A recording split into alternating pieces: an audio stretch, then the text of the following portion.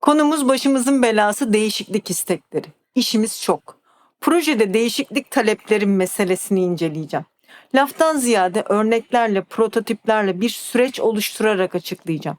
Bu videoya çok emek verdim arkadaşlar. Peşin peşin beğenmenizi rica ediyorum. Merhaba güzel insan. Bu videoda projede değişiklik isteklerinin nasıl ele alındığını enine boyuna inceleyeceğim. Değişiklik talebi neden yapılır? Değişiklik talebini kim yapar? Ne zaman yapar? Değişiklik kontrol süreci nasıl işletilir? Değişiklik yönetimi ne zaman planlanır? Çevik yaklaşımlarda değişiklik yönetimi yapılır mı? Bu soruların ve belki de daha fazlasının yanıtını bu uzun videoda yanıtlayacağım. Hazırsan başlayalım.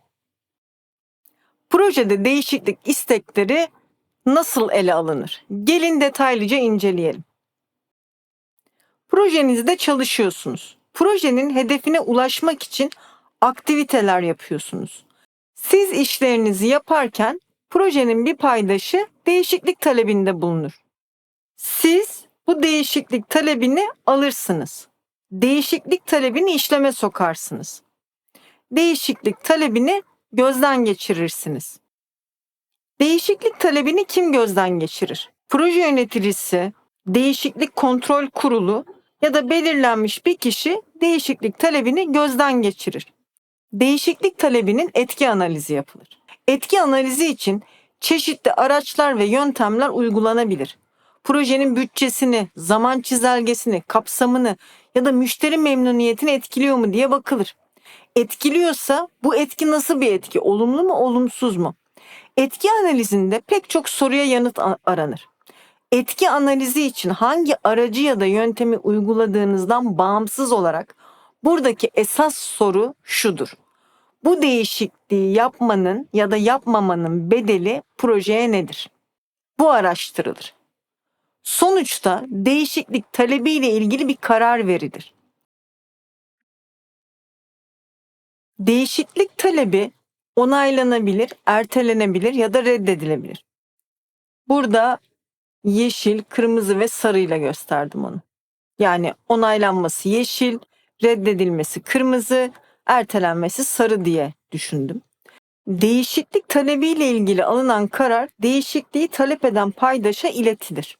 Değişiklik talebi değişiklik kaydı listesine eklenir. Eğer değişiklik talebi onaylandıysa onaylanan değişiklik talebini uygulamak için gerekli olan aktiviteler projede gerçekleştirilir. Tüm bu anlattığım şeyler değişiklik kontrol sürecidir. Bu süreç proje değişiklik yönetim planında tanımlanır. Değişiklik talepleri bir projede genellikle bu yaklaşımla ele alınır. Şimdi gelin biraz daha derinleşelim. Bazı noktalara dikkatinizi çekmek istiyorum. Süreci anlatmaya başladığımda şöyle dedim. Projenizde çalışıyorsunuz, projenizin hedefine ulaşmak için aktiviteler yapıyorsunuz. Siz işlerinizi yaparken projenin bir paydaşı değişiklik talebinde bulunuyor. Burada ne demek istiyorum? Burada şunu demek istiyorum. Değişiklik talepleri projenin yürütülmesi sırasında iletilir. İstisnai durumlar dışında genellikle proje yürütürken değişiklik talepleriyle karşılaşırız. Şimdi hatırlarsanız proje yönetimi 5 süreç grubundan oluşuyor. Göstereyim.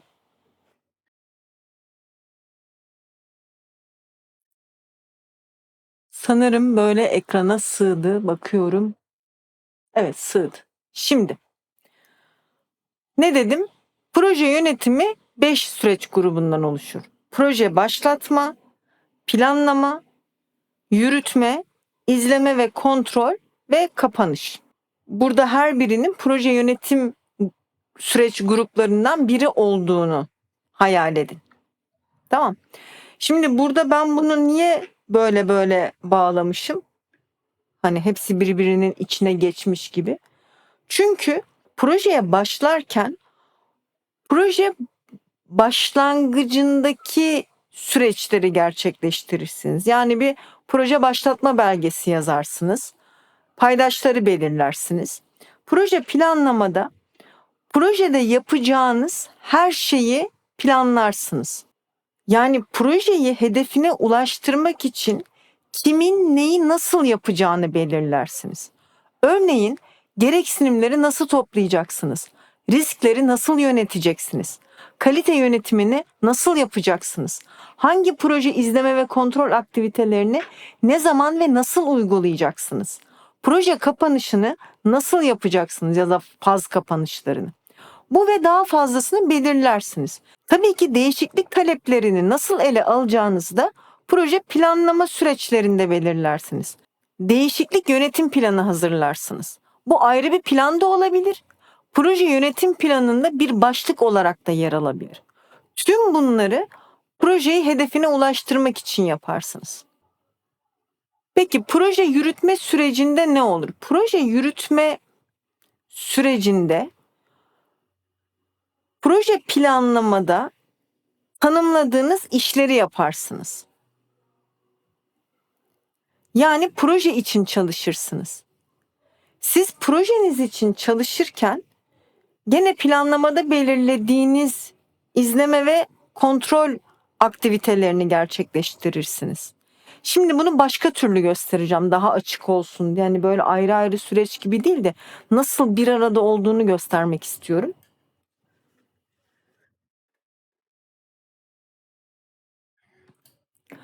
Bakayım ekranda çıkıyor mu? Evet. Yapılmışı var kıvamında bir video hazırladım gördüğünüz gibi. Okey, devam edelim. Şimdi o süreci göstermek istiyorum. Yani proje planlamada yaptığınız işleri proje kapanışına kadar burada bir dakika ters yapmışım. Önce kapatıyorum projeyi, sonra yürütüyorum öyle olmuş. Öyle değil tabii ki. Şöyle. Bak size de şey oldu. Yaparken izleme fırsatı oldu. Okey. Şimdi oldu mu? Oldu. Okey. Şöyle koyayım. Evet. Oldu. Bakayım görünüyor mu ekranda? Ve şimdi şöyle çevireyim. Daha iyi olacak sanki. Şimdi. Okey. Şimdi.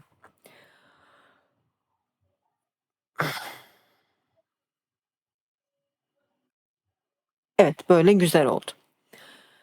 Şimdi siz yani o demin gösterdiğim işte proje planlama, proje yürütme, izleme, kontrol ve kapanış kısmını burada daha bir zamansal bir düzlemde gösteriyormuşum gibi hayal edin. Yani öyle göstermeye çalıştım.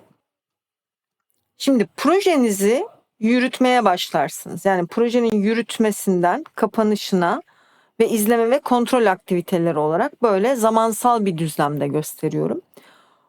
Burası projenin yürütme aşamasını temsil ediyor. Bu projenin kapanmasını temsil ediyor. Şu kırmızılar da izleme ve kontrol noktalarını temsil ediyor. Okey. Projenizde bir takım aktiviteleri gerçekleştirirsiniz ve izleme ve kontrol aktivitesi yaparsınız. Sonra yine bir takım işler yaparsınız, aktiviteler gerçekleştirirsiniz. Yine izleme ve kontrol yaparsınız. Projenizde yine bir takım aktiviteler yapıyorsunuz. Yani demin dedim ya projenizde çalışıyorsunuz diye. Bu çalışma işte şurası. Okey. Siz projenizde çalışıyorsunuz. Şu işaretler belli kontrol noktalarının geçtiğimizi temsil ediyor. Bunlar da henüz gelmediklerimiz ama planladık bunları. Buraya doğru gitmek istiyoruz. İşte projenin yürütülmesi sırasında yani siz işinizi, gücünüzü yaparken paydaşınız size değişiklik talebinde bulunur. Nerede benim değişiklik talep eden paydaşım? Nereye koydum onu? Buldum. Evet. İşte bu sırada size değişiklik talebinde bulunur. Tamam siz hani şuraya böyle o noktayı şöyle düşünün. Sanki Google Maps'te böyle daha içine doğru girdiğinizi düşünün. Aynen öyle, hani oraya doğru biz zoomladığımızda gördüğümüz şey bu oluyor. Bunlar oluyor. Yani hedefine ulaşmak için işini gücünü yapan proje ekibine değişiklik talebinde bulunan paydaş oluyor. Okey. Anlaştık mı? Peki bir projede neye değişiklik talebi yapılır? Değişiklik talebi herhangi bir belgeye, teslimata ya da temel çizgiye yapılabilir. Bunların değiştirilmesi için sunulan bir tekliftir. Değişiklik talebi resmi bir tekliftir. Ben de size resmi bir teklifle geldim. Bu videoyu beğenmenizi teklif ediyorum. Teklifimde çok ciddiyim. Videoyu beğenin lütfen. YouTube'da ben de çok seviniriz. Çok emek verdim bu videoya. Diyorum ve devam ediyorum. Bir örnekle devam edelim. Örneğin projenin bir parçasını başka bir firmaya yaptırıyorsunuz. Şu çalışan arkadaşları alıp göstereyim. Proje ekibinden birisi söz konusu firmadaki işlerin ilerlemesiyle ilgili bilgileri alıp bunları proje ilerleme raporuna ekliyor. Ve fakat şöyle bir durum oluyor. Ekip üyesi bilgiyi bazen telefonla, bazen e-maille, bazen de kağıda yazılmış bir raporla alıyor.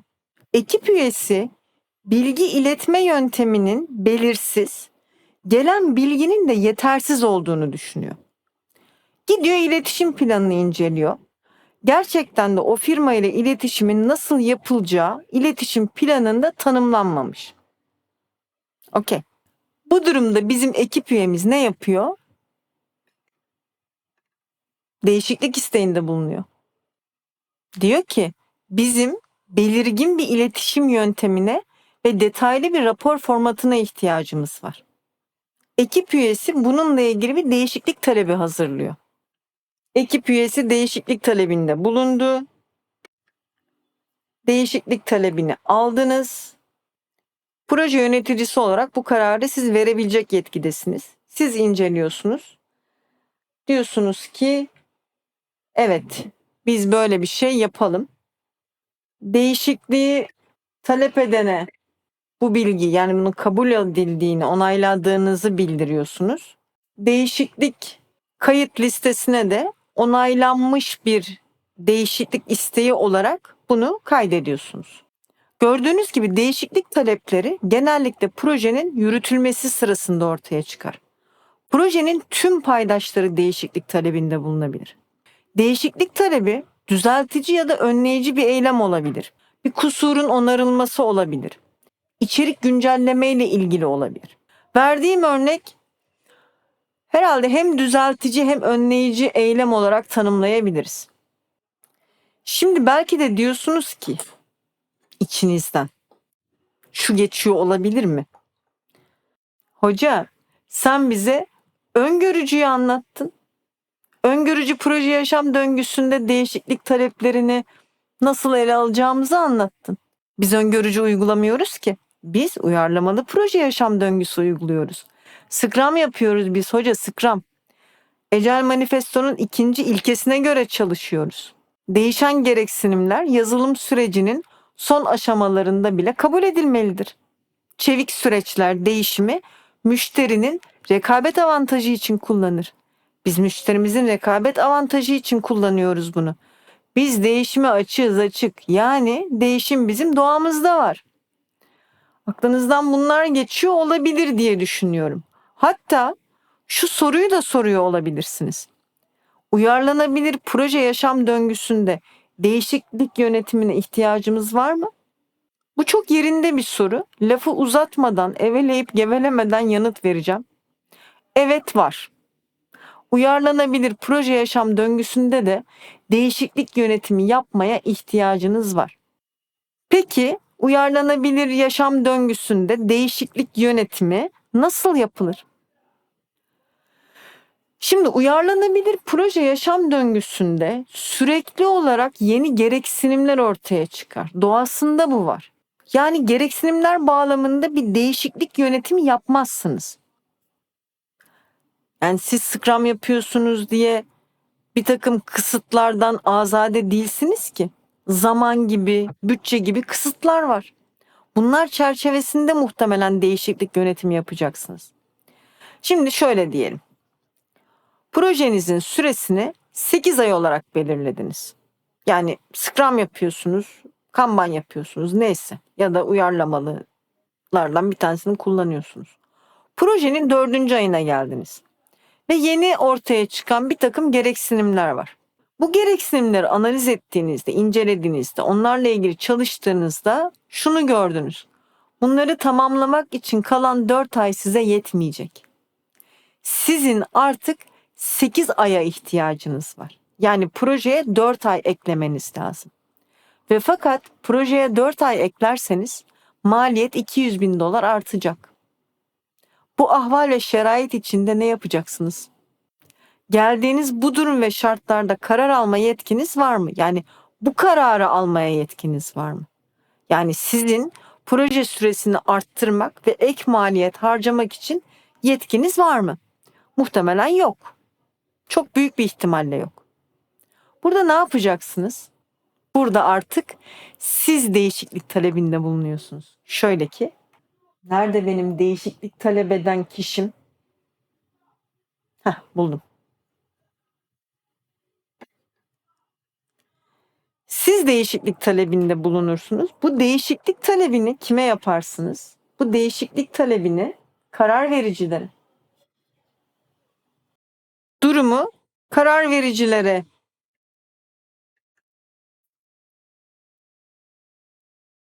iletirsiniz.